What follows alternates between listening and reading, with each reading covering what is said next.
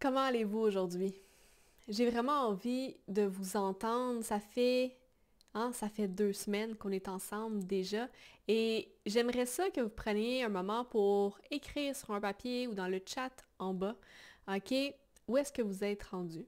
Où est-ce que vous êtes rendu? Puis qu'est-ce que vous pensez que vous êtes rendu à laisser aller, à release? Ou peut-être, est-ce qu'il y a quelque chose que vous pensez que vous devez changer présentement? OK, aujourd'hui, je veux vraiment parler de mindset shift avec vous. OK, c'est quelque chose qu'on entend souvent. Puis ce que je veux vous dire aujourd'hui à la leçon numéro 14, c'est peu importe ce que vous sentez, it is right. Ce n'est pas quelque chose qu'on doit overcome ou c'est pas quelque chose qu'on doit faire un mindset shift about.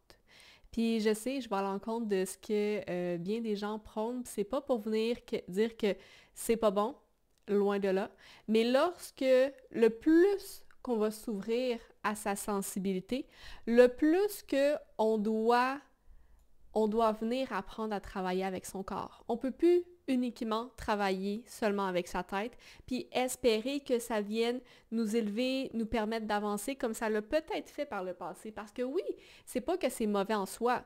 Je veux dire, j'adore travailler avec l'esprit aussi.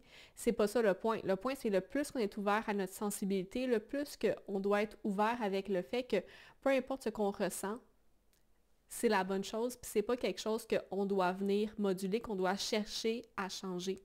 OK? Puis il faut aussi garder en tête que parallèlement au releasing qui peut être fait, il faut jamais oublier de renforcer ce qui doit l'être en même temps, puis ça, c'est souvent la partie qui est le plus souvent oubliée.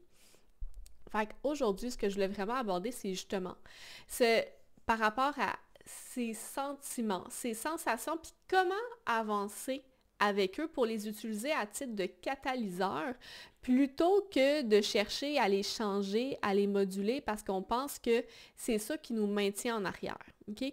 Aujourd'hui, ce que je voulais vraiment vous parler, c'est pendant un bout, OK, j'ai moi-même souffert d'un syndrome de l'imposteur, OK? Comme bien des gens, je veux dire, j'avais l'impression que c'était jamais assez. Puis, je tiens à dire, parenthèse, peu importe les résultats de mes clients, peu importe les retours que j'avais, peu importe les diplômes que je cumulais, il y avait toujours ce sentiment de not enough. Puis pourquoi est-ce que je dis ça? C'est parce que souvent les gens, ils vont justement avoir cette pensée de comme, mon Dieu, j'en connais pas assez, il faut que j'en fasse plus, il faut ci, il faut ça. Puis moi, le moment où c'est apparu, c'est que c'est venu en augmentant le plus que j'en savais, puis le plus que ce syndrome de l'imposteur-là augmentait, OK? Puis pendant un bout, il y a plusieurs de mes coachs en fait, qui ont essayé de me faire passer par-dessus via les mindset shifts, OK? Mais il y avait toujours un petit « qui restait dans mon corps, même si, libération, il y avait toujours un petit « qui restait dans mon corps, puis ça fait en sorte que, sans le savoir, je me suis moi-même de plus en plus coulée d'un côté. Donc, plutôt que d'apprendre à utiliser ce qu'il y avait derrière ça, ça m'a vraiment maintenu en surplace pendant un certain temps parce que justement, il y avait le travail qui était fait, c'était justement pour passer par-dessus, pour justement pouvoir enfin laisser ce sentiment-là derrière. Mais l'affaire avec ça, c'est que autant que on pensait que c'était par rapport à ma vision avec ma valeur réelle versus les connaissances du monde académique, c'était pas vraiment ça la raison au final, OK? Puis c'était beaucoup plus par rapport à mon purpose, à mon véritable purpose, puis la manière comment est-ce que je me permettais de l'expérimenter. OK? Puis pendant super longtemps, j'ai vraiment été guidée par ce sentiment de not enough, de c'était pas assez. Puis selon ma compréhension du moment, ça fait en sorte que mon focus, oui, il a été mis continuellement sur apprendre encore plus en réponse justement à cette espèce de sentiment de comme not enough. Mais la vérité en arrière de ça, que j'ai appris, c'est que pour moi, il ne s'agissait pas vraiment d'acquérir plus de connaissances. C'était pas vraiment ça. Même si c'était comme ça que ça s'expérimentait, en fait, c'est qu'il s'agissait de voir plus. Il s'agissait de me permettre de mettre en avant ma vision périphérique unique. Il s'agissait vraiment de rencontrer ma propre profondeur. Puis, pourquoi est-ce que je dis ça? C'est parce que ce qui est facile, c'est souvent ce qu'on n'est pas capable de voir. C'est souvent comme ce qui est tellement évident qu'on ne le voit pas.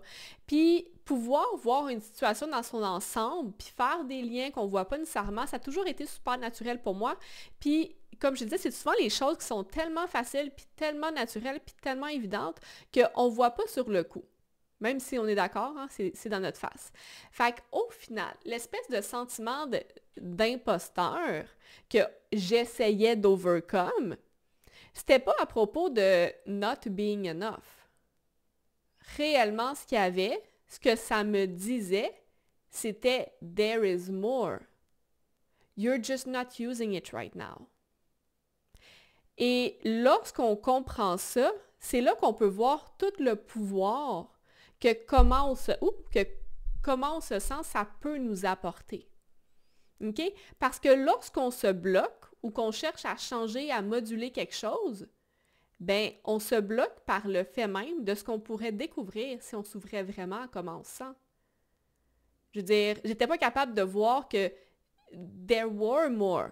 Parce que j'étais fermée à ça, j'étais fermée à ce sentiment d'imposteur-là, de comme, c'était pas assez, mais dans les faits, je me suis fermée à ce que j'aurais pu voir. C'est pas pour rien que, des fois, on est comme dans une petite zone de flou, ou qu'on manque un peu de clarté, ou qu'on n'a pas comme cette certitude absolue qu'on est habitué d'avoir. Puis ça, c'est juste la réponse normale quand ça fait longtemps qu'on se coupe de comment on se sent vraiment, parce qu'il y a une partie de nous qui pense que ça n'a pas sa place.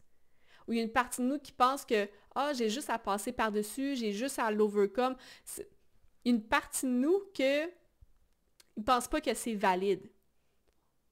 Mais la vérité, c'est que oui, on peut toujours se couper de comment on sent, on peut toujours se couper de son corps. On peut toujours passer par-dessus. Mais à quel prix? C'est toujours ça. Puis j'ai beaucoup de gens qui sont venus me voir qu'ils étaient dans cette zone de flou-là. Mais la zone de flou, on ne peut pas l'overcome tant qu'on n'est pas prêt à s'ouvrir à comment on se sent. Juste ça, c'est un travail en soi avant de pouvoir aller ouvrir les portes. Puis au final, tu sais, quand il y a quelque chose qui nous échappe, on est comme dans l'espèce de flou, c'est pas clair. Il y a vraiment quelque chose qui nous échappe, mais qu'on est quand même ouvert à notre sensibilité. Ce qui arrive, c'est qu'on peut quand même ressentir que c'est là. Fait qu'on le sait qu'il y a quelque chose qui nous échappe, mais on ne sait pas vraiment quoi. Guess what? Of course it hurts.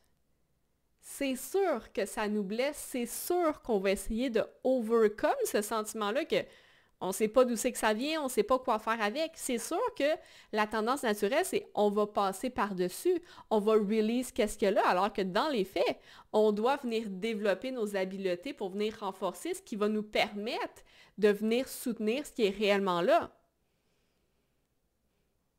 Mais oui, c'est sûr que ça va venir nous amener dans des montagnes russes sans fin si on se sent impuissant parce qu'on ne sait pas par où commencer. Right? C'est juste normal. Fait que mon conseil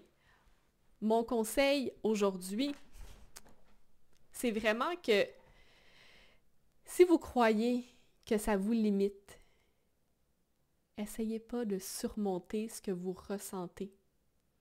Arrêtez d'essayer de surmonter ce que vous ressentez, puis apprenez plutôt à l'utiliser comme catalyseur pour avancer. Apprenez à sentir de plus en plus pour être capable de voir.